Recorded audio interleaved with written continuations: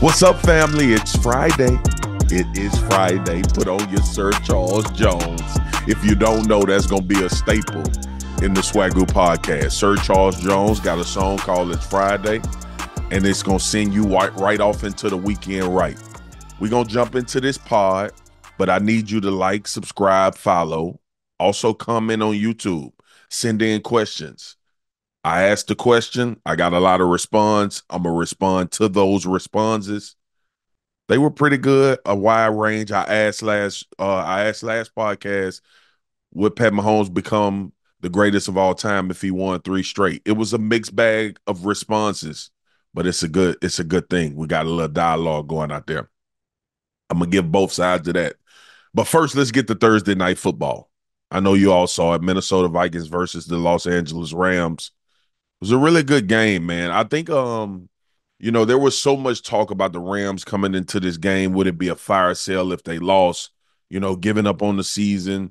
Cooper Kupp name was brought up in trade rumors, all types of stuff, people that would be on the block. But last night, you get a dub and everything changes. And my God, have they missed Cooper Kupp and Puka Nacua. It is always fun in football for me to look and see how much players make a difference. I know we get into it. We talk about the schemes. We talk about the stats. We talk about all of those things. It's still about them dudes. And them dudes last night for the Los Angeles Rams it was a bunch of guys, but the ones that stuck out to me obviously was Matt Stafford.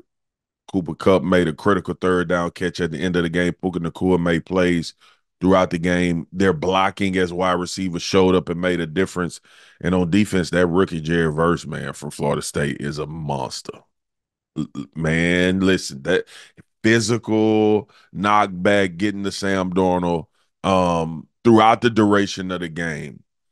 It was a really good game. The Rams are alive and well. I think they only one game back now in the NFC West, which is 1.5, one game, something like that, which is a far cry from where they were just before the Minnesota game started. That is crazy. That division is look, injuries have obviously been a part of the conversation. The Seattle Seahawks obviously getting wins and kind of bouncing back. This is gonna be a tight division down the stretch. San Francisco is gonna get healthier than they are right now. The Rams, we saw what getting healthy means for them, especially at the wide receiver position. It's gonna be real interesting to see what happens. The Cardinals are out there. I don't know. I don't know what the Cardinals are. Um, but we know they can be explosive with Kyler and obviously with James Conner in the backfield, Marvin Harrison Jr. trying to get going. But this Los Angeles Rams Minnesota game. Now, I've talked about the game. Let's get to the damn elephant in the room, people. The elephant in the room, okay? And I don't know if it would have made a difference in the game or not. Minnesota has so far to go to try to score a touchdown and then get a 2-point conversion. But I know this. If you the refs, you can't miss that damn face mask. You can't miss that call in that situation. It's critical. It absolutely impacts the game. Now, you got the back judge who should be looking at the quarterback and the things that's going on around him, especially in that particular situation where you're in the end zone. And it was such a clear and obvious face mask. It had all of the makings of a face mask. We saw Sam Darnold head turn. We saw him get dragged down. We saw the way your body goes when your neck is getting pulled down, and the refs missed that call. Now, here's the thing, man.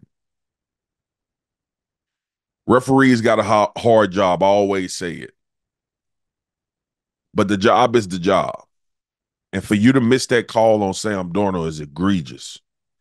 And sometimes, like, the league and the referees need to come out and say, look, we missed one that could have impacted the game. I know it's nothing you can do, but it will give people solace if you just say, you know what, we missed that one. Now, I think they, obviously after games, they do reports and they may come out and say something about it, but this is the issue that the fans have. And I am not one to pile on referees. I've been in those meetings and I know how hard it is to watch all of that action. And you gonna miss some. That's why I don't get all in a tizzy about referees missing calls. But it's certain ones, man. Like this almost reminds me of the New Orleans Saints pass interference. Like those to me are obvious ones that you should almost be in robot mode to be able to call. It was a clear face mask on Sam Darnold. Um, oh, this is a ref after the game. Quarterback was facing the opposite direction from me, so I did not get a good look at it. I did not have a look. I did not see the face mask being pulled, obviously. That's the ref after the game. I don't think he lying, but you got to see it. Like, I don't, I do understand that you're saying you didn't see it, but critical situation. And Sam Darnold has the way he's tackled has all of the makings of a face mask, and it didn't get called. And I mean, Justin Jefferson on that team. You got a quarterback with a strong arm. We don't know what would have happened. All I know is a possession was taken away. 2 points was given on a safety that should not have been. It was a face mask. All right. I mean, just sometimes, man. I know we don't want to review everything because we don't want to make games 7 hours long. And I know in that time, I think under 2 minute, not reviewable or penalty or something like that. Come on, man. Come on. Refs, you can't miss that one, man. You cannot. It's just one of them ones you cannot miss. Now, if it was the playoffs, do you know the type of reaction would be going on right now? Gotta figure out a way to make the call, man. It's a bad way. It's a bad look on the league. It's a bad look on refs for the game to end that way. And that's the reality of it. All right. Thursday night football. The Rams are back alive, though. The takeaway from that is the Rams are back alive. The Vikings have dropped two. I'm not actually worried about the Vikings, to be honest with you. Two games that they played tough. They played Detroit last week. Like Detroit was phenomenal. I mean, they played the Lions. We saw it head-to-head matchup in division. It was a really good contested game. Minnesota's a good football team. Gonna make the playoffs. So don't worry about that. It's just you drop two games. You got to go back, recalibrate, and figure out how to go forward. Um, but that division is shaping up to be really, really good, especially with Green Bay and the Bears. I gotta steal Caleb for the Bears. Caleb Wilson, the rookie quarterback, is playing well. I gotta see more before I put him in that conversation with Green Bay, Detroit, and and obviously Minnesota. But he's showing some flashes now. I don't want to get too far into it, but Caleb Williams is showing some flashes of what we talked about with him coming out of USC. Really good division. All four teams could potentially make it. It's about winning your division, getting home game, or winning that division and being able to be in a better situation when you get into the playoffs. That's what it's going to come down to. That was actually a big game last night for both of those teams. The Rams, to avoid utter disaster, and Minnesota dropped two now. Now you recalibrate because they started off as hot as anybody in the league. Okay. Enough of that. We're going into the weekend. You all know I got to preview this game, Dallas, San Francisco. I know it don't have all of the makings of what it has been in the past because people are hurt, people are out. Dallas is not as good of a team as they've been. San Francisco is trying to get back right. Christian McCaffrey not back yet. This should be a hell of a game. I'm interested to see how this game plays out. I think if Dallas can run the football successfully, they can stay in this game. Um, but if they can and become one dimensional, I don't think they are going to do well against the San Francisco defense. especially the rush up front with Bosa and them boys.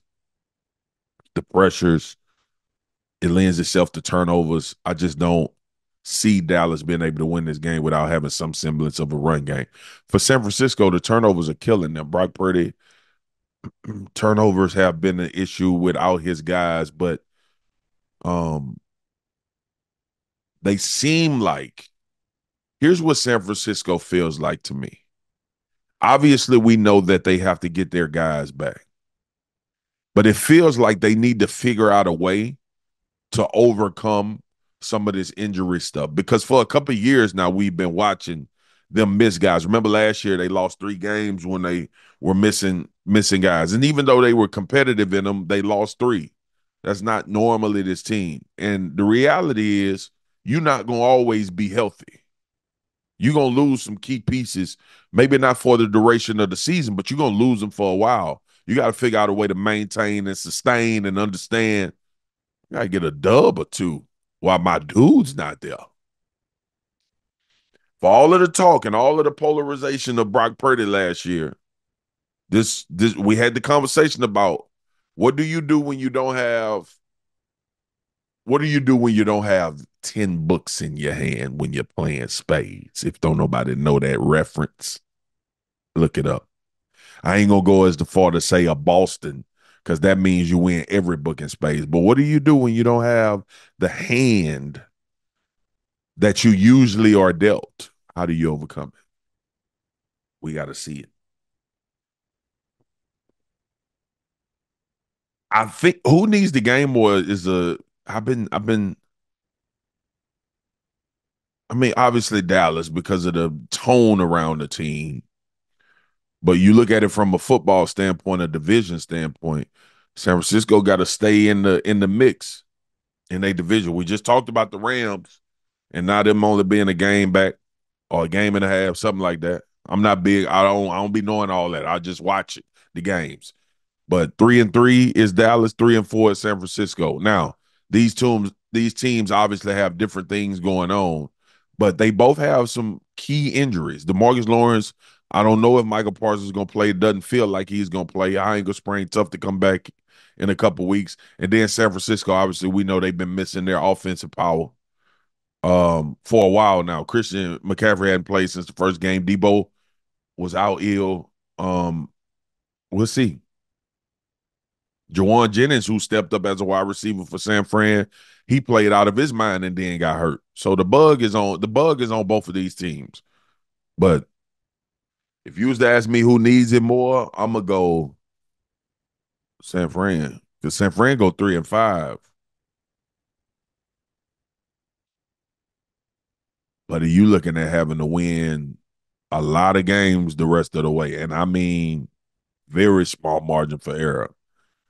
Dallas division at least could potentially get him a chance. Because outside of the Washington Commanders, Philly is starting to play a little bit better. The Eagles are starting to play a little bit better. And the Eagles, who I have at the beginning of the season, who I had winning the division, and then the Commanders start playing like they playing, and I'm like, I don't know. I think I said a week ago that the Commanders was going to win the division.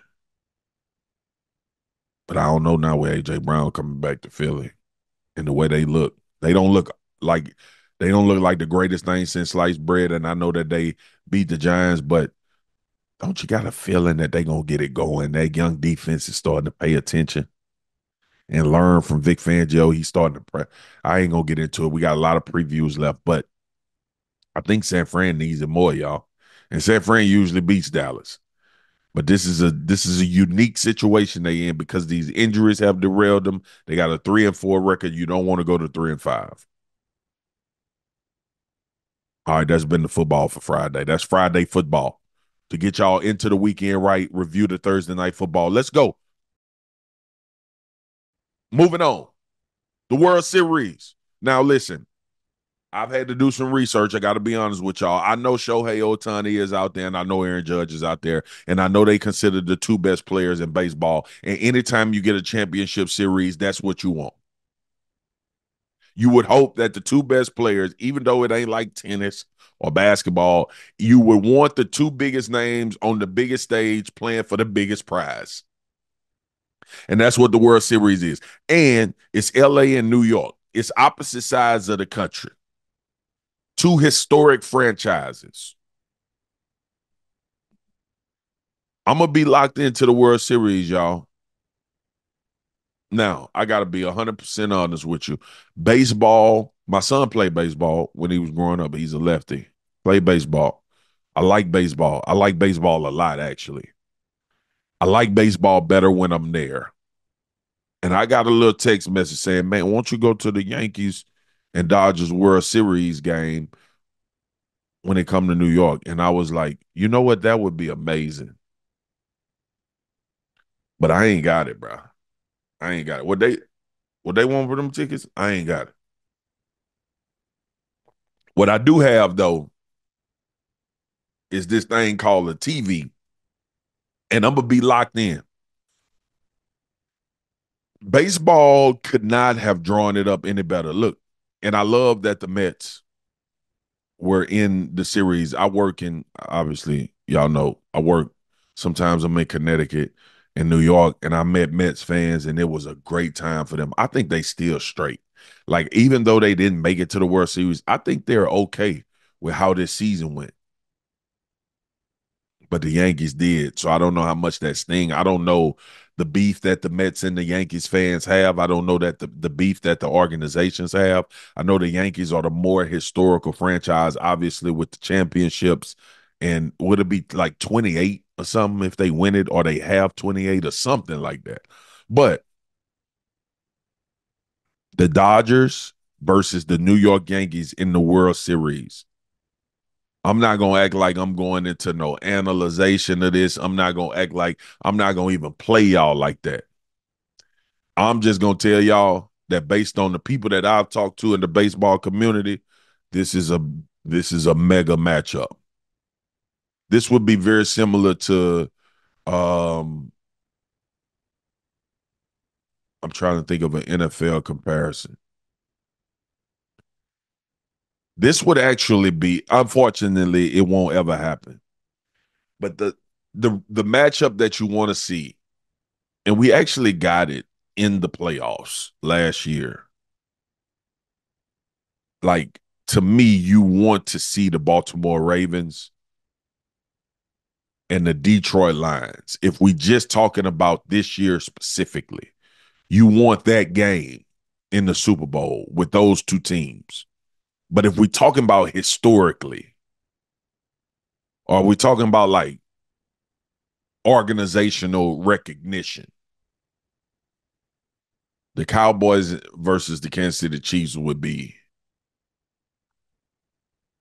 that would be stupid for a Super Bowl. The lead up, the build up, the the eyeballs, the amount of ads, the amount of attachment that they would want to that Super Bowl because of those polarizing brands. And the Chiefs are the brand polarizing because of what they've been able to do. Now, historically, man, football too, it's too many matchups. It's too many matchups you would love to see. Um, but I know the one in the NBA would be Lakers Celtics. They've had those and they've delivered a lot of times. Or you could say Lakers Knicks. That would be one. That'd be crazy. But historically in basketball, Lakers Celtics is as good as it gets in the NBA Finals. But that's what we got in baseball with the Yankees and the Los Angeles Dodgers. Looking forward to it, man. I told you I was going to talk about hockey. I wasn't joking. Now, talking about hockey is completely different from talking about hockey. Like, I know words like hat trick and puck and goal and slice. I think that's a term. Forecheck, blue line, heard these type of things. I actually went to a Dallas Stars hockey game before. It was actually hype. It's crunk in there. In person is crazy because you get a real feel for how fast them dudes rolling. And I'm being fully transparent with y'all when it comes to baseball just now and hockey. Like baseball, I know a little bit more, obviously. Hockey, I don't know much, but I know a little. I know Ovechkin is 40 goals away from being the all-time leader. And like Wayne Gretzky was on this cartoon called the All-Stars when I was little. And Wayne Gretzky, the greatest hockey player of all time. So for anybody to be creeping around a record that he set is amazing. Ovechkin is the dude that walked around with the Stanley Cup trophy for like 6 months after they won the Stanley Cup, drinking out of it. He celebrated a world championship like you're supposed to. A lot of people root for this guy. I think he got like tooth missing. I don't know if he got it fixed. I hope he didn't get it fixed. I hope it's still missing. Because to me, that's rough and rugged. To me, that's hockey. To me, it reminds me of a dude that's supposed to be close to Wayne Gretzky's records. I'm going to give him my tooth for this. That's what Ovechkin said. He almost there. Wonder if he going to get it. Might not be this year. Might be next year. I know he in year like 100. That what Swagu be doing, y'all. Like look, the podcast is long form. Remember to like, subscribe, follow, and also comment. We on YouTube. We on everywhere you can find your social media. I mean your podcast, every platform you can find it on. But this is what it affords me. Long form. Now, here's what I want to do. I want to have, as we continue to go, more and more information about these sports. I want to learn. I want to bring people on about these sports and have a conversation with them so they could just educate us. I'm not going to be asking no in-depth questions about this particular player, that particular player. I got to get Jeff Passan on here so we could talk about this World Series. I got to get him on here. I got to get PK Subban on here so we could talk about hockey. I'm just thinking in my mind, like the people that I need to get on some of these topics that I don't know much about, that I would love to sit in front of them and educate them to educate me on. Buster Olney, I got to get him. I got to get you, Buster. Baseball. But those are two things, two nuggets I done gave y'all about baseball and about hockey for something that we can look forward to as the Swagu Podcast family. Okay? We're going to do a little bit of everything around here. The Mavs got that dub last night against the San Antonio Spurs, by the way, just so I could throw the NBA in there. You know, I'm a Dallas guy. I love going to Mavs game. Wasn't able to make that one. My partner CP3 on Spurs. They're going to be all right. We also know Wembyama on the Spurs. They're going to be all right. But the Mavs night was last night. And Luka made a back behind his head, no look pass to PJ Washington in the corner. That was one of the most magnificently beautiful things I've ever seen in my life. And Clay made 6 threes. That's all they need Clay to do. Knock down shots. All right. I'm going to send y'all into the weekend right because y'all know it's Friday and I ain't going to hold you long, but I'm going to hold you strong. Here's the deal, man. Turn on your Sir Charles Jones. It's Friday. We going to party and get our groove on. That's what the song is. It's called It's Friday by Sir Charles Jones. Listen, I was thinking about this, man. One, go vote. This ain't about who you're voting for. It's about going vote, exercising your right as an American citizen. Y'all go do that. The other thing is this too, man. Find somebody this weekend and tell them how great they are. Hug them, love on them. Um, people need words. People need kind words, man. People going through stuff. And I know we going through stuff too, but if we community and if we can sometimes put what we dealing with aside for a second to help somebody else, that is like a reflection in the mirror. It'll come back to you because you'll feel good about what you did and said to somebody else. Y'all do that for me this weekend, man. Tell your family you love them. The people close to you, hold them tight. All right. Celebrate the ones that you love. Don't talk about what they not doing. Talk about what they are doing. Drop these jewels for y'all, man. Like I think about this stuff a lot. Like the human condition is one that we all have to deal with. We all deal with a lot of the same things for as much as we try to talk about how different we are. We all deal with a lot of the same things, man. And sometimes an encouraging word or a smile or a dap or a hug or a handshake or a pause 5-10 minutes in your day to listen to what somebody else is dealing with or going through, it'll be worth it, man, this weekend. I think I'm going to go fishing too this weekend. The weather's been good here. I think I'm going to drop me a line. So whatever you're doing this weekend, whether you're cooking, whether you're chilling, whether you're working, or whether you're potentially going fishing, I know you're going to be watching some football, though. Do that. But also make sure y'all tap in with your loved ones, man. Tap in with the people around you in your close circle. And let them haters ride, man. You know, if you wasn't doing nothing, wouldn't nobody be talking about you. So keep it popping. LSU, Texas A&M this weekend. I had to get that in because that's my college. They playing at Kyle Field. LSU creeping. They up there, top 10 in the power poll. Enjoy y'all weekend. Sir Charles Jones. It's Friday. Y'all get it popping. I got to try to get that album cleared so y'all can hear it being played on the Swagu podcast.